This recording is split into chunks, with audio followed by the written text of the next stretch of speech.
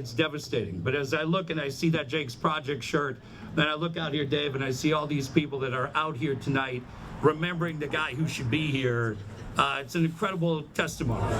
Hey, it's Costa with the Big Biz Show, and we are a very special function tonight out here at Cali Comfort Barbecue.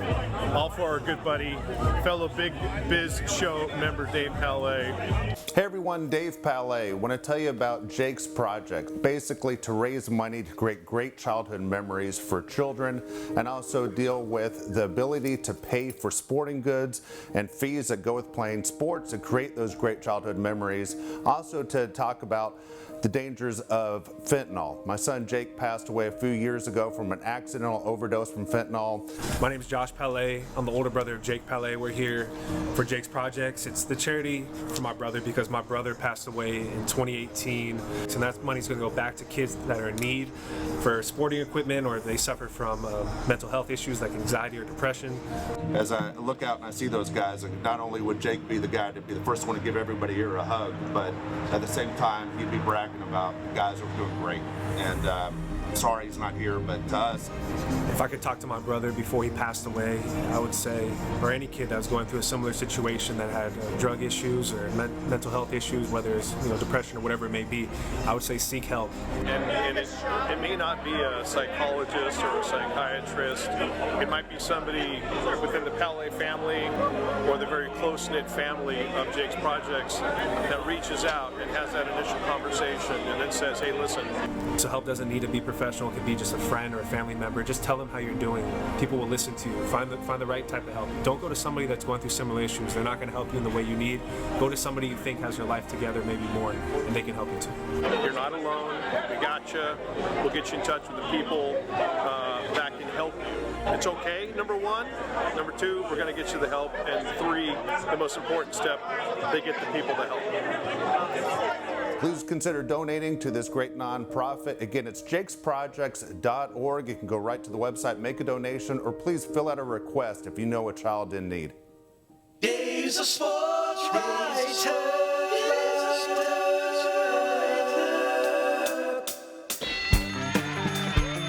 God, he's got his own song. Yeah, I know. And he just did that commercial live. Yeah, amazing. Live from the Loft 100 studios in sunny San Diego, California. 110 million TV homes strong, 150 radio stations in 75 countries. Thanks to American Forces Radio Network, BizTV, iHeartRadio, and the like.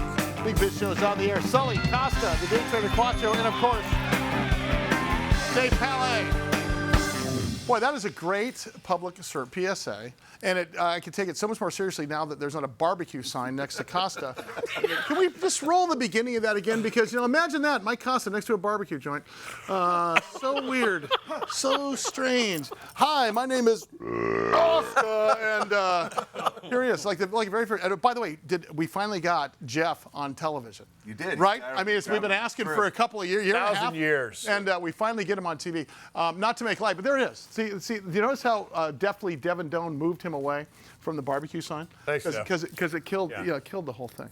But congratulations. Let's keep on airing that PSA right here on national TV for you. I appreciate it. I can't thank you and everybody else here as far as I mean. By the way, I got you guys both a Christmas present this year. Did? Of course I did. Dave Palet and Mike Costa. Both you guys. Perfect. Let's go, brother.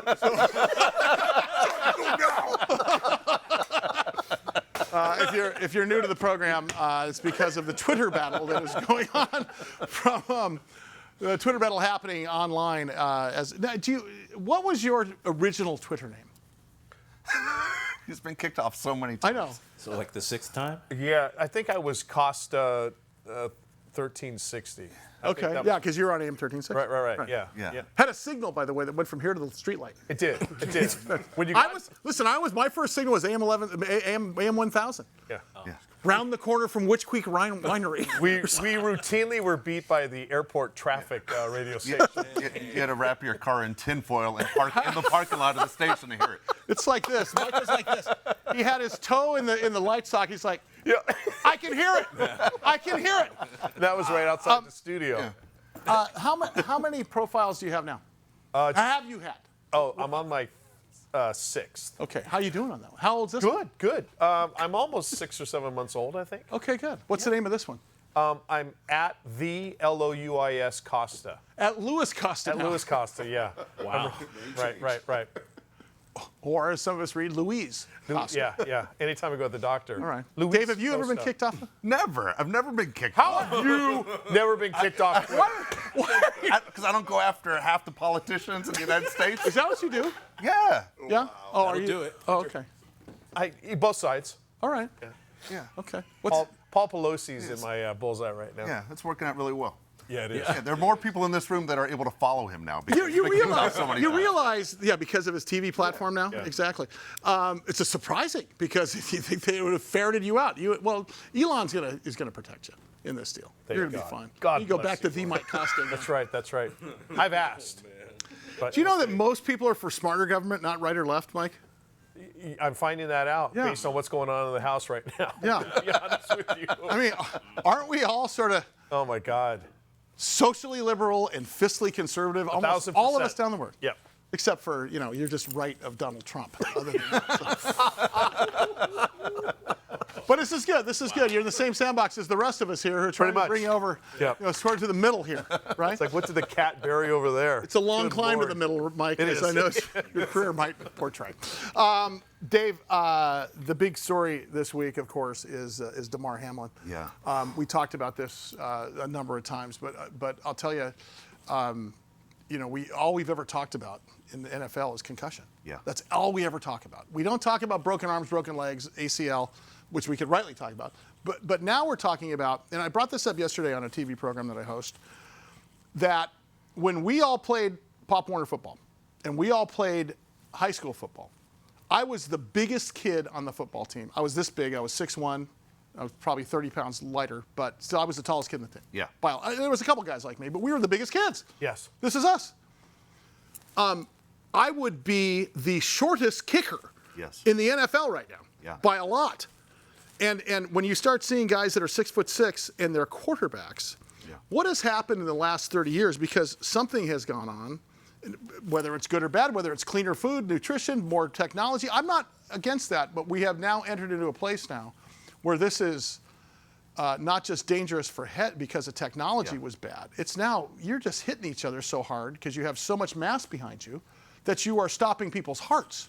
Talk about this a little bit. You know what? I'll tell you where I noticed a big change was you guys remember the Super Bowl when the Chargers took on the 49ers. And when those two teams matched up and the Chargers got killed in that game, the Chargers were, size-wise, were much bigger than the Niners. The Niners decided we're going to go thinner and speed. We're going to try and beat everybody with speed. And people started following with basically lean muscle and speed. Now, track stars that were... So they're going that were faster strong. with more muscle mass, which Yeah. is a bullet. And here's the deal. Mike's actually a perfect guy to talk to about this because he's been a sideline reporter in the NFL for years.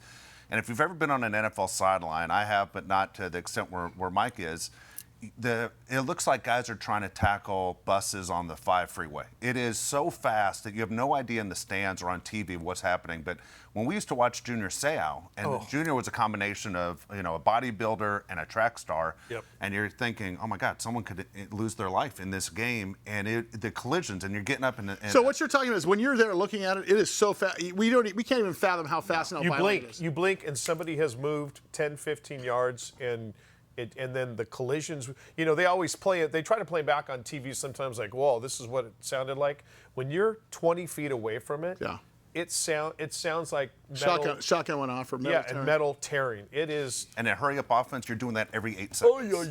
Yeah. So how are you going to recover? So here's the money point of this, because all the talk was, do you continue the game? They're still talking about it now days later. Do you continue the game? What happens in the game?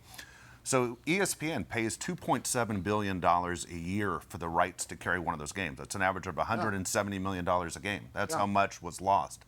And nobody wants to talk about money when you're talking about saving a human life.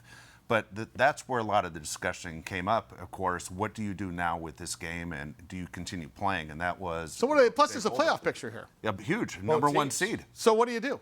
That number one What seed. are they going to do? What do you think's going to happen? They won't. What would you do? You can't play it, Dave. You can't play the game. You've It's run not out of time. You run out of time unless you're going to take a week away for preparing for the Super Bowl, and that's not fair to the two teams in the Super Bowl. Meaning that the playoffs end, then you have a bye week, basically. So we have an asterisk for 2022, 2023 Super Bowl. Okay. What do you think is going to happen? And, well, first of all, what would each of you do? I would declare it a tie. Yes. And then say, okay, that's the record. And I think that you do the least damage to both teams' records, and you keep the 2 weeks intact.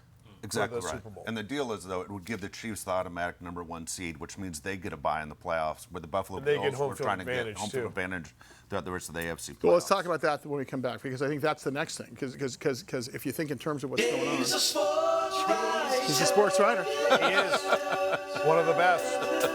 Said nobody. I want to know what the league's going to do. I want to know get your crystal ball going. Oof.